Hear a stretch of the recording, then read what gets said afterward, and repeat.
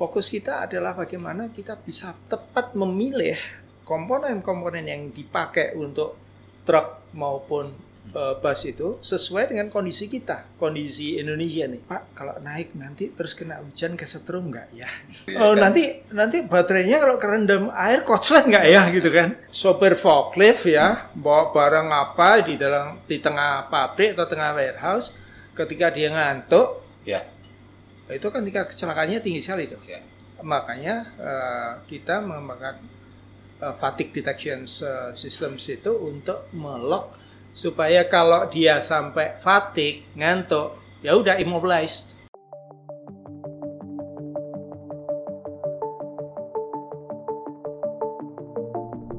Oke, kembali lagi di Bincang Emiten oleh Asosiasi Emiten Indonesia. Kita masih bersama PT Vector Teknologi Mobilitas Tbk ya, bersama Bapak Gilarsi Wahyu Stiono. Ya, Pak Gilarsi, kita akan lanjut nih terkait dengan teknologi dan inovasi di Vector sendiri ya. Jadi mungkin bisa jelasin nggak Pak? Kamu kan saya sudah baca juga sebagian yang terkait dengan produk ya. Produk mungkin ada electric bus, ada electric motorcycle juga, ada charging station, ada telematics and smart fleet management. Nah, boleh dijelasin nggak nih Pak?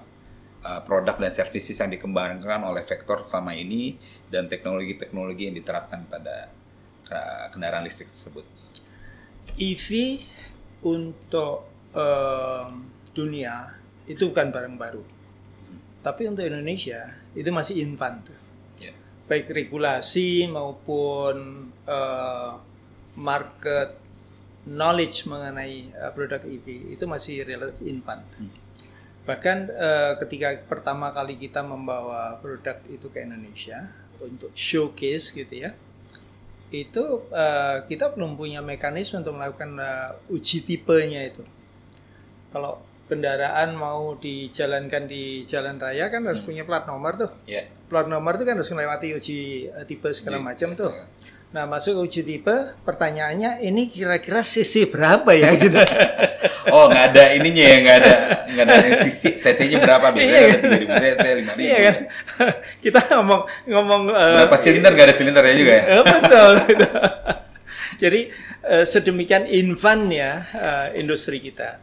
Sehingga kita juga belum bisa ngomong industri yang teknologi yang muluk-muluk kan. Teknologi yang relatif applicable aja untuk yang kita butuhkan hari ini. Saat ini fokus kita, nanti saya ceritain satu-satu ya. Fokus kita adalah bagaimana kita bisa tepat memilih komponen-komponen yang dipakai untuk truk maupun bus itu sesuai dengan kondisi kita, kondisi Indonesia nih.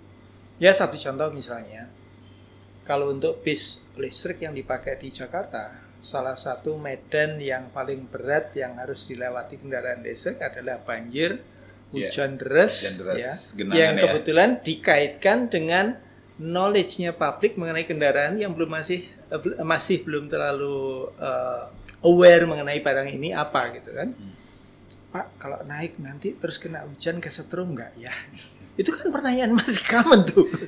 Iya, itu juga sama. Mungkin yang kita di awal juga pertanyaan sama gitu ya. Oh, kan? nanti baterainya kalau kerendam air konslet nggak ya gitu kan? Nah, karat nggak baterainya? Karatan nggak itu? Terus nanti gimana kalau itu rusak gitu kan? Nah, ini kan sesuatu yang memang membutuhkan sebuah kesabaran yang tinggi. Nah, salah satu advantage sebagai pionir adalah kita bisa memilih game kita taruh di mana dulu gitu. Nah, salah satu yang kita sadar bahwa untuk mengakselerasi adoptions itu kan awareness nih. Untuk supaya awarenessnya baik, maka yang paling gampang apa? Yang paling kita ngomong demokrasi ya kan, ngomong demokrasinya paling baik untuk orang tuh punya experience terhadap EV apa? Ya bis listrik, bis umum gitu ya. Yang orang bisa naik, bayarnya cuma bayar tiket, dia punya experience, nyaman apa nggak nyaman gitu kan. Nah, itu yang satu hal yang kita introduce. Kenapa kita kok ngototnya masuknya ke public transportation dulu tuh. Jadi, kalau ngomong logic basis kan harusnya ke truk dulu nih. Karena jumlah populasinya sebanyak itu. Ya, tapi kita harus ke bis. Kenapa? Ini persoalan awareness, persoalan public knowledge mengenai produk ini. Nah, jadi kita masuklah situ dengan mulai 30, tambah 22. Dan menariknya, kita kan juga tracking tuh. penggunanya, baik supirnya, kemudian si operatornya jelas itu akan selalu bersama kita. Penumpangnya juga, experience mereka menggunakan kendaraan listrik ini seperti apa.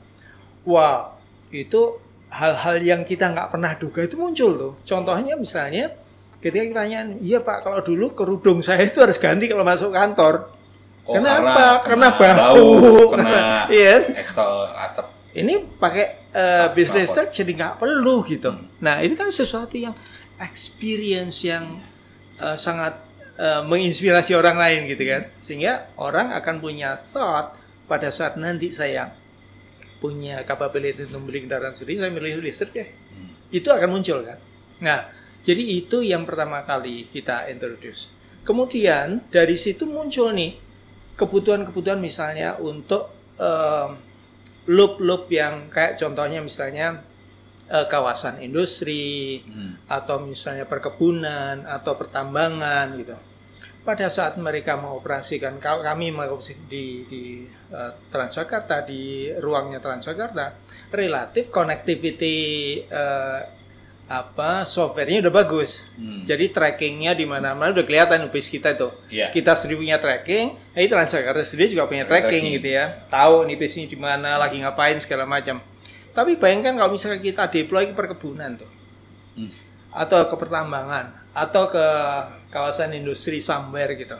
Kalau kita nggak bisa melakukan tracking, itu kan susah juga. Nah, disitulah, di situ ada fleet management, smart fleet management. Oh, jadi fleet management itu untuk tracking. Ketika ada users atau corporate customer yang membutuhkan itu, kita nggak hanya supply hardware-nya, tapi kita supply juga bagaimana kita memonitor. Kenapa? Untuk fleet management mereka kan lebih memudahkan mereka pengaturan schedule, apapun lah gitu ya. Nah, di luar itu ada smart modelnya, di dalam within vehicles-nya sendiri adalah kita itu bisa melakukan predictive maintenance.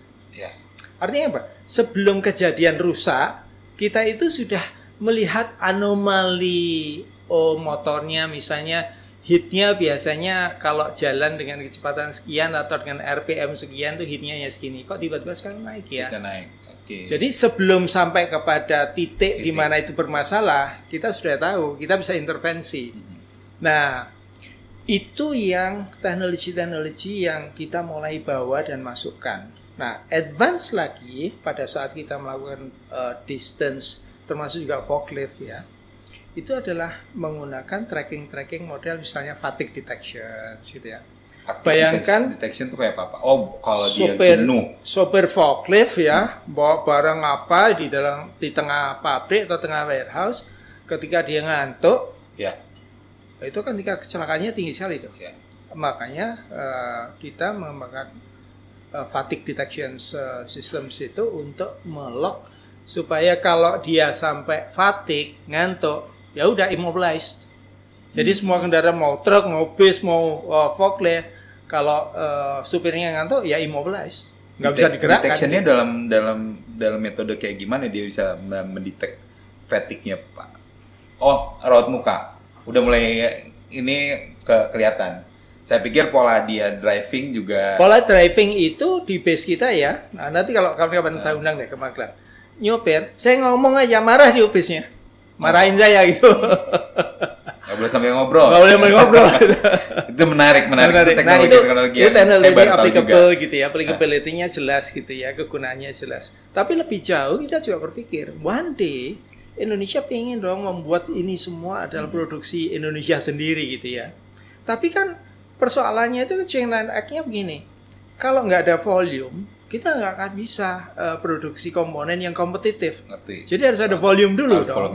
Volumenya ada, baru kemudian pelan-pelan yang namanya komponen itu bisa betul local limit. Jadi, economic scale-nya ada. Bukan know-how-nya yang. Kalau know-how, contoh lah ya, yang namanya dinamo rusak atau terbakar itu dibawa ke tukang gulung dinamo pinggir jalan aja bisa hidup lagi kok. Artinya know-how itu ada di kita dan bukan rocket science gitu loh, bukan sesuatu yang sophisticated. Tetapi kalau kita ngomong apakah economical? No. Kenapa? Karena nggak ada volume. Jadi kita harus mendorong terjadi volume dulu. Volume itu dari edukasi juga kepada publik. Correct. Ya kan? Termasuk juga policy. Policy dari government juga. Oke, menarik untuk sesi yang ini nih ya. Jadi menurut Bapak, apakah ini udah cukup untuk mengurangi tingkat emisi yang saat ini ada? Kalau diimplementasikan dengan disiplin, itu kontribusinya setidaknya transportasi itu bisa sampai 40%.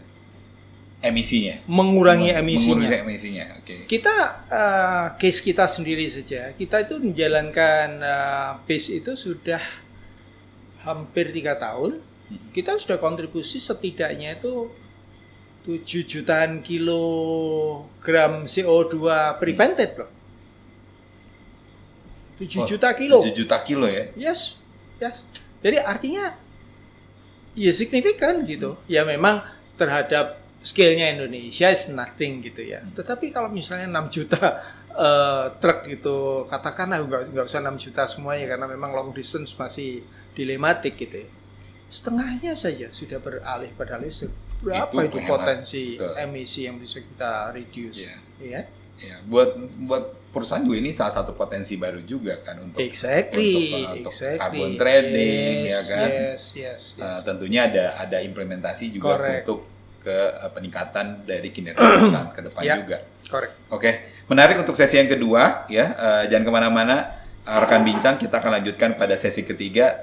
Tetap di Bincang Emiten bersama Vector.